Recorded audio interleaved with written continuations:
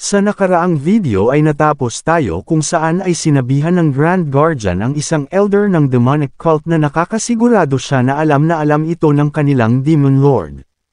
Dahil ang mga ito ay mga tao din sa lugar ng Jiangho, at sa harapan ng mga ito, ay nakalatag ang essence core at ang dugo ng mythical creature na maaaring magamit upang mas lalong tumaas ang kanilang mga internal energy. Kaya naman ay tinanong nito ang elder na kung ano ba sa tingin nito ang pinaka-prioridad ng mga ito sa ngayon. Habang nakapalibot naman ang Six-Blade Troop sa ating bida, ay sa isip naman ni Chotaekjem na kung tama nga ang sinabi ng Grand Guardian ay susubukan ng mga ito ang kuhanin ang essence core at ang dugo nito ng sila-sila lamang, kaya naman ay napapatanong ito na kung tama lamang ba natatayo lamang sila dito habang ginagawa nila ang ganung mga klase ng bagay. Matapos ay tinanong naman nito si Heobong na kung hindi ba ito nag-aalala na magagawa nilang makuha ang dugo ng Dragon Turtle, dahil ang akala niya ay labis niyang ikakagalit kung sakaling mangyari ito. Sa sinabing ito naman ng kanyang kasama ay masaya naman itong sumagot na hindi magandang ideya ang pagkain ng mga bagay na nahulog na sa lupa. Sa kabilang banda naman habang nakapalibot ang dalawang puwersa sa napaslang na Dragon Turtle, ay namamangha naman ang ibang mga kasamahan nito at napapasabi na ito pala ang dugo ng isang Dragon Turtle. Sa isip nito na ayon sa kanyang mga narinig na kung sino ang magawang makainom ng dugo ng isang mythical creature o magawang ma-absorb ang core essence ng mga ito, ay magagawa niyang makakuha ng labis na pagtaas ng kanyang chi. Kaya naman ay napapasabi ang Black Shadow Squad Team 3 leader na si Jul Imyung, na ang kagaya nito ay isang oportunidad na minsan lamang sa kanyang buhay, at ang Great Rejuvenation Pill ng mga Shaolin ay maaari ng pagmulan ng matinding digmaan sa buong Jiangho, kaya naman ay mas lalo na sa bagay na ito, at kapag magawa niyang mainom ito, ay magkakaroon na siya ng kapangyarihan ng Dragon Turtle. Nang bigla naman siyang pinapahinto ng pinuno ng Moyong Clan, dahil sa ang kanyang katawan ay hindi magagawang makayanan ang purong dugo ng isang mythical creature, kaya naman dahil dito ay napatanong naman siya na kung sa papaano naman niyang nalaman ang bagay na iyon, agad naman nitong sinabi na ang kanyang mga ninuno ay nagawang mahuli ang Dragon Turtle noong matagal na panahon na ang nakalipas. Dahil dito ay sinabihan naman siya ng binata na kung ganun pala ay alam din ito ang kung papaanong ligtas na may consume ang dugo nito o ang kahit na ang essence core, na hindi naman na sinang-ayunan ng pinuno, kaya naman ay muling sabi nito na kung nagawang mahuli ng kanyang mga ninuno ito, ay nakakasigurado siya na nagawa din nilang makuha at maitabi ang essence core ng halimaw, ngunit agad naman na sinabi nito na ang essence core ng Dragon Turtle noon ay nagawang manakaw ng kung sino. Sabi nito na ayon sa mga nakatala, ay ang essence core ng Dragon Turtle ay ang bagay kung saan nagtitipon ang lahat ng kanyang lightning energy na kung saan ay nababalot ng kulay asul na apoy. Nagawa ng mga ito na makakita ng paraan upang mailipat ang bagay na iyon dahil sa imposible ang hawakan ito, ngunit bigla na lamang na nawala ito sa kanilang pangangalaga. Matapos ng insidente ay nagpadala agad sila ng mga tauhan upang magawang sundan ang salarin. Ngunit nang maabutan ng mga ito ang taong iyon, ay nagawa lamang silang mapaslang ng isang martial master na hindi pa nila nakikita kahit pa kailan sa lugar ng Jiangho. Matapos na gamitin ang lahat ng puwersa na mayroon sila para sa misyon na iyon, ay nagawa naman nilang makorner ang salarin sa isang bangin sa isang mataas na bundok, ngunit ayon sa mga bakas na kanilang natagpuan, ay ang taong ito ay biglaan na lamang na naglaho sa kanilang harapan. Dahil dito ay napasabi naman ang binata na hindi niya alam na mayroong ganitong klase pala ng bagay ang nangyari noon, at ang kwento na ito ay parang sa Blade God ng Supreme Saber of Six Martial Arts Sects, na agad naman na sinang-ayunan nito dahil sa ito ang panahon bago pa sila magpakita sa Jiangho. Nang bigla naman silang natigilan sa kanilang pag-uusap nang biglaan na lamang na may sumigaw ng malakas, dahil sa sinubukan ng isa na inumin ang dugo ng Dragon Turtle na nasa lapag, ngunit sa lakas ng kapangyarihan na mayroon sa dugo ng halimaw, ay hindi kinaya ng katawan nito at agad naman na sumabog. Sa nangyari ay gulat naman ang lahat ng mga nakakakita dahil sa sumabog ang ulo nito matapos na inumin ang dugo ng Dragon Turtle, at gaya nga ito ng kung ano ang sinabi ngayon lamang ng pinuno ng Moyong Clan, at mukhang walang ligtas na paraan upang magawang inumin ito. Sa isip naman ng binata ay naiinis ito dahil sa hindi siya makapaniwalang nagawa nilang makita ang kanilang kinakailangan sa halimaw na ito, at ngayon ay wala silang kahit na anong maaaring mapapakinabangan. Bukod pa doon ay sumama sila patungo sa lugar na ito, kaya naman ay kailangan niyang may makuhang kahit na ano sa kanilang pagbabalik. Matapos ay napasigaw naman ito at sinabi na ang pinuno ng demon cult na si Qian Yuun, dahil kung hindi nila magagawang makuha ito ay maaari naman nilang kuhanin ang kanyang ulo, dahil sa nakita naman ng mga ito kung gaano kahina ngayon ang kanilang demon lord, at ito na ang kanilang tsansa upang umatake. Matapos ay kinumbinsi naman nito ang pinuno ng Moyong clan at sinabi na burahin na nila ngayon ang kanilang demon lord para muling ibalik ang kaayusan sa Jiangho at magawang makapaghigantiya, ngunit tinawanan lamang siya nito at napasabi na mukhang hindi pa nito kilala ang demon lord na si Qian Yuun. Sabi nito na may ganitong kaparehas din na nangyari sa lugar ng Tamsho, at sa oras na iyon ay ang mga martial master ng Supreme Saber of Six Martial Arts Sect, ay sinubukan na magtungo sa kinaroroonan ni Qian Yuun dahil sa hinang-hina na ito matapos na gamitin ang kanyang teknik na Heavenly Flash. Matapos ay tinanong naman niya ang binata na kung alam ba nito ang sumunod na nangyari, dahil ang lahat ng mga martial master na sumubok na paslangin ang Demon Lord, ay ang lahat ng mga ito ay nangamatay. Dagdag pa nito na ang taong iyon ay hindi madaling kalaban, dahil sa nagagawa nitong malinlang ang kanyang mga kaaway gamit ang mahinang kondisyon ng kanyang katawan upang akitin ang mga ito na lumapit sa kanya upang umatake, at sa tingin din ba nito, ay magagawa nilang makatago sa formation na mayroon sila ngayon, ay nagkakamali siya. Kung umabot ka na sa parte ng video na ito ay maaari lamang na i-click ang like at super thanks sa baba bilang pagsuporta. Maraming salamat. Kaya naman dahil sa kanyang mga narinig ay bigla na lamang itong napaisip, at hindi din nagtagal ay sinabi nito na ang mga tao sa Northern Sea Ice Palace, dahil maaari silang makipagtulungan sa mga ito, at tinanong ang kapalit na squad leader ng Black Shadow Squad na si Mek Yujong, na agad naman nitong pinag-isipan. Matapos ay sinabi nito na tama siya na ang Northern Sea Ice Palace ay mayroon pa ding malaking puwersa sa kanilang mga hanay, at kung magagawa nilang makipagtulungan upang masira ang kanilang formation, at magawa niyang makuha ang Grand Guardian, ay magiging posible nga ito. Dahil dito ay natuwa naman ang kasama nito at sinabihan ang kanilang tumatayong pinuno na mag-utos na ito sa kanilang gagawin, ngunit sabi naman nito na subalit bukod doon ay bakit hindi muna nito tignan ang ginagawa ng mga iyon, dahil sa tingin niya na ang mga tao ng Northern Sea Ice Palace ay nakatuon ng atensyon sa kung ano. Sa kinaroroonan naman ng tumatayong Palace Master ng Northern Sea Ice Palace, ay napasabi naman ng pinuno nito na tama nga siya dahil sa hindi posible ang magawang makonsumo ang dugo ng mythical creature nang hindi sinasala ito. Nasinang-ayunan din ng kanyang elder at sinabi na sa tingin niya ay kailangan muna nilang may pagyelo ito upang magawang mapahina muna ang lightning energy nito. Matapos ay tinanong niya ang pinuno na kahit na mainam ang dugo ng halimaw na ito, ay hindi ba nila kailangan na ituon ang kanilang atensyon patungkol sa essence core ng Dragon Turtle.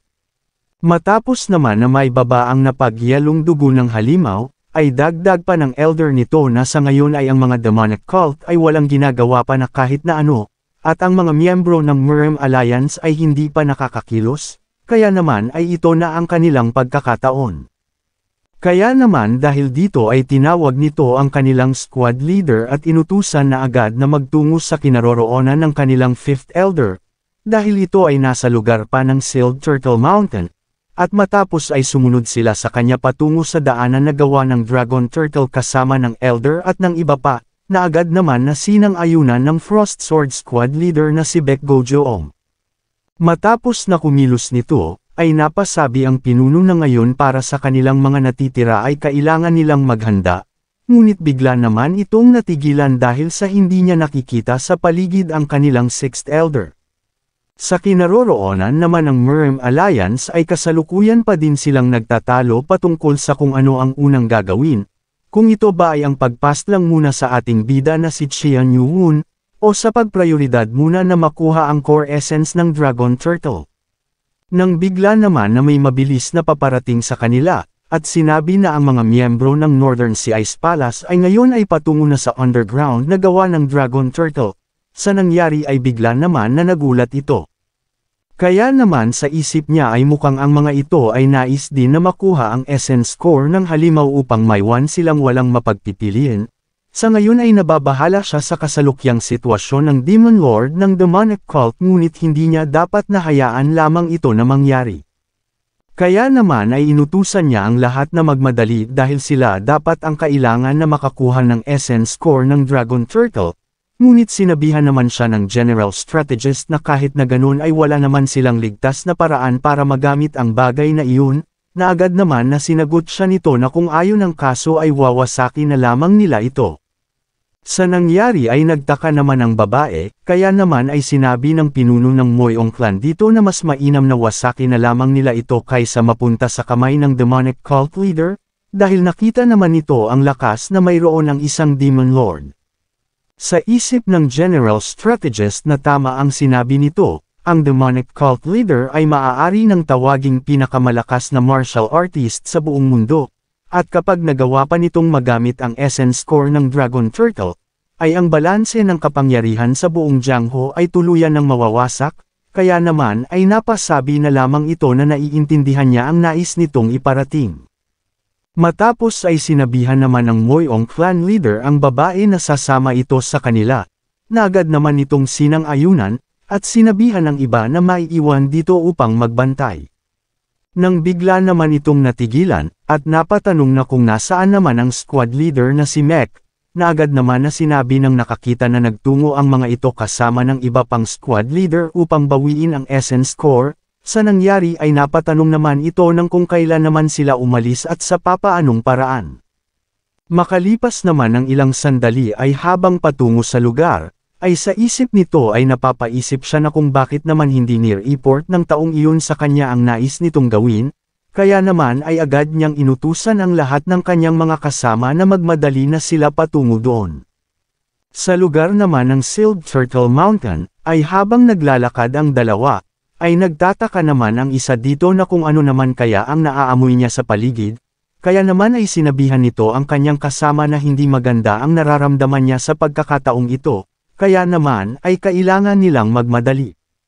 Nang bigla naman silang natigilan dahil sa kanilang nakitang mga bangkay na nakahandusay lamang sa paligid, kaya naman ay napapatanong ang mga ito na kung anong nangyari sa lugar na ito.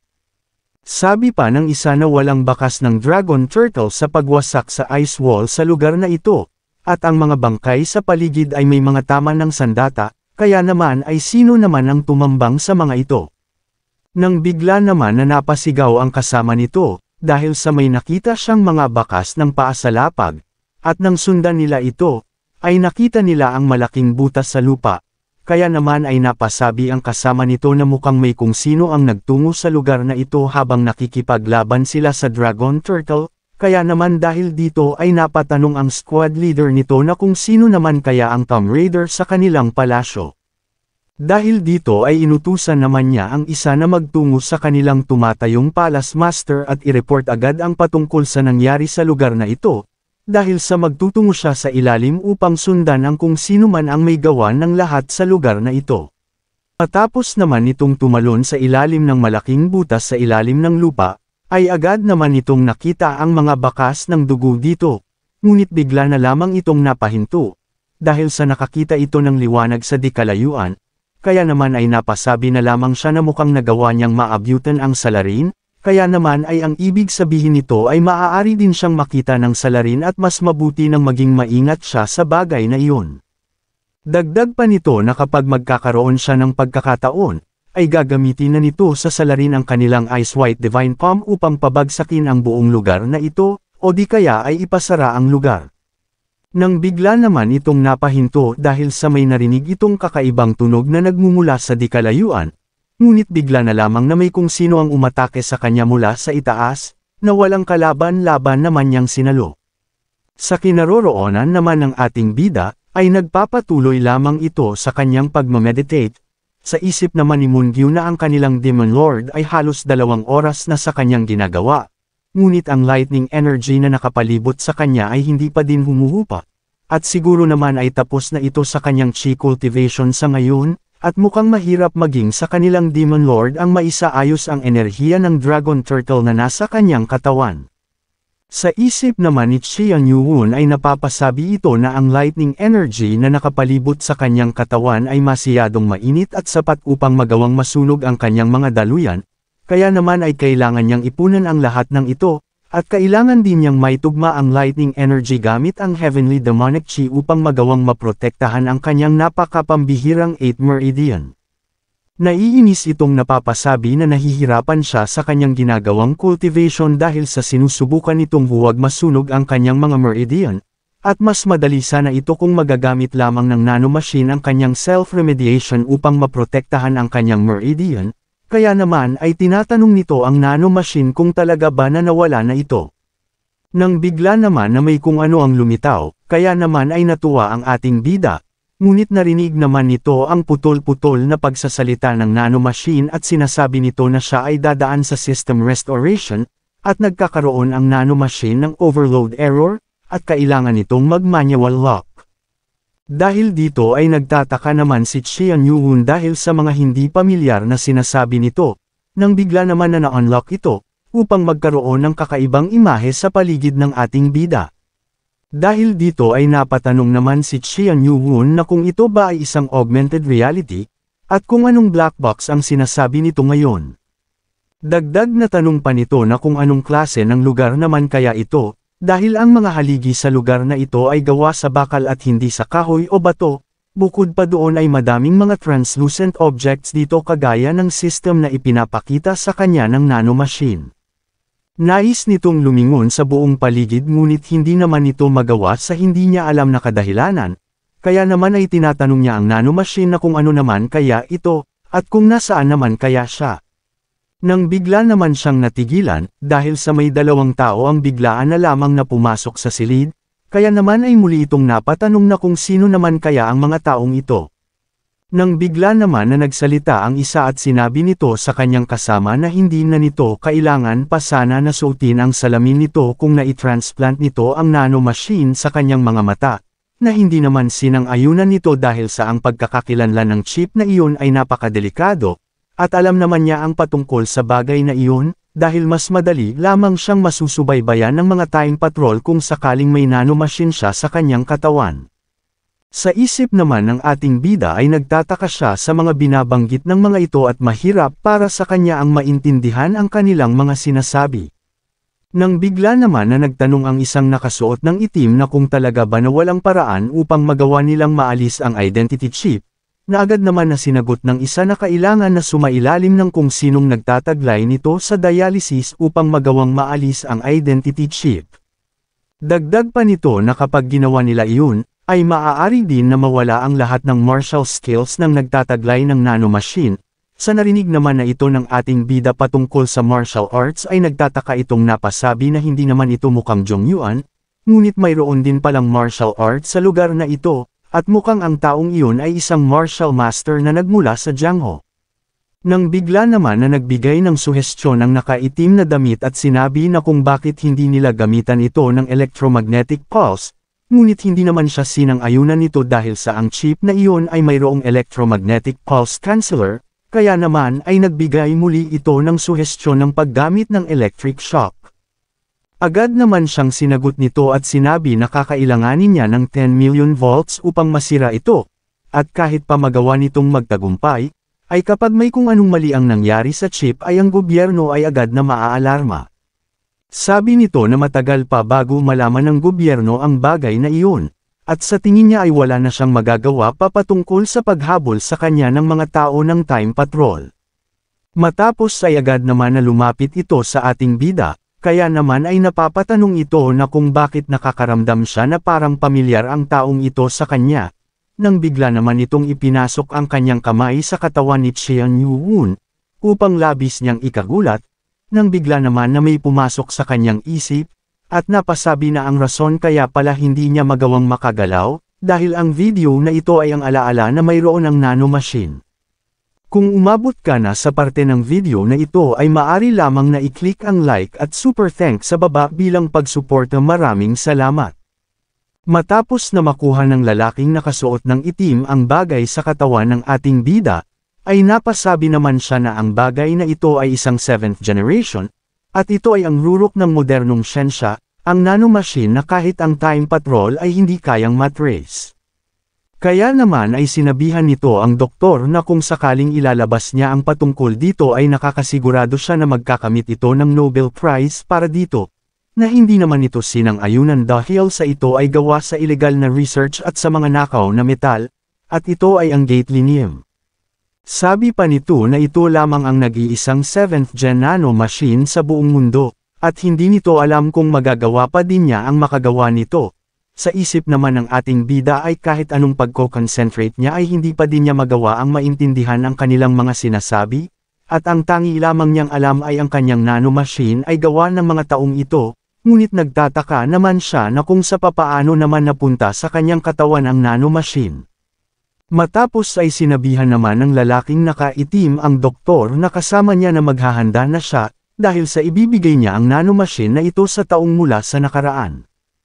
Sabi ng doktor sa kanya na ang machine na ito ay maaaring makayanan ang magnetic field sa time portal, dahil gaya nga ng sinabi nito sa kanya na ang 7th gen nanomachine ay ang rurok ng modern science. Ngunit ang ibigay ito sa kung sino na mula sa nakaraan ay masiyadong delikado, na agad naman na sinagot nito at sinabi na ito ang dahilan kung bakit nilop niya ang pinakadelikadong feature na mayroon dito.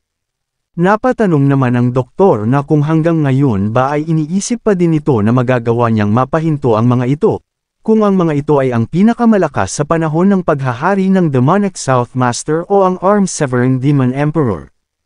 Sa nangyari ay natagilan naman si Qian Yuun dahil sa narinig nito patungkol sa Demonic South Master, dahil sa ito ay ang titulo ng kanyang ama na si Qian Ojong. Bukod pa doon ay hindi pa nito naririnig ang titulong arm-severing Demon Emperor, kaya naman ay sino ang taong iyon, at sino ang tinutukoy ng mga ito na sila. Sabi ng doktor na kahit na magawa nitong mabago ang nakaraan ay gagawa lamang ito ng ibang sangay ng timeline at ito ay mapupunta sa ibang hinaharap na hindi magagawang maapektuhan ang kanilang mundo, na agad naman niyang sinang-ayunan ito. Sabi pa niya na kung ang bagay nga na iyon ay totoo, ay sa papaano naman niya magagawang maipaliwanag ang patungkol sa taong ito, dahil siya ay ang pinakamalakas na taong nabubuhay, isang bayani na nagawang pigilan ang pagbagsak ng sangkatauhan ng 6 na beses gamit ang kanyang sarili, isang gabay ng kasaysayan na nagawang mabuhay sa loob ng ilang libong taon. Kaya naman ay tinanong nito ang doktor na kung hindi ba siya nagtataka, dahil sa papaanong paraan na ang isang tao ay nagawang mabuhay sa loob ng ilang libong taon. Napasabi naman ng doktor na siya ang buhay na patunay sa kung sino na nagawang maabot ang nature realm, ang realm na walang kahit na sino ang nakagawa. Dahil kapag ikaw ay nasa ganung realm, ay magagawa mong makakuha ng abilidad na may absorb ang chi mula sa kalikasan at magkamit ng immortalidad. Sabi pa niya na hindi nito alam kung sa papaanong paraan gumagana ang martial arts, na sinigandahan naman ng lalaking nakaitim at sinabi na maging siya ay ganun na din, dahil sa maaari na nilang sabihin na ang martial arts ay unti-unti nang nawawala. Dahil sa ang Blade 6 ay nagawa ng monopolihin ang natitirang mga martial arts, sa nangyari ay natigilan naman ang ating bida sa narinig nito patungkol sa binanggit ng mga ito na Blade 6. Dahil dito ay napatanong naman ng doktor at sinabi na ano ang nais nitong sabihin patungkol doon, kaya naman ay agad na may ipinakita ito. Sabi niya na ito ay ang taon ng Egdon 70. Paano kung sa kung anong layunin, ay ang isang tao na mula sa modern era, ay nagawang mag-time travel, pabalik sa pinakamalayong nakaraan, at paano kung ang layunin nito ay ang baguhin ang nakaraan, at magawang magtagumpay. Nang bigla naman na natigilan si Qian Yuun dahil sa kanyang nakita, dahil ito ay ang simbolo ng isang samahan na kamakailan lamang ay umusbong sa Jiangho, at ito ay ang Supreme Saber of Six Martial Arts Sect.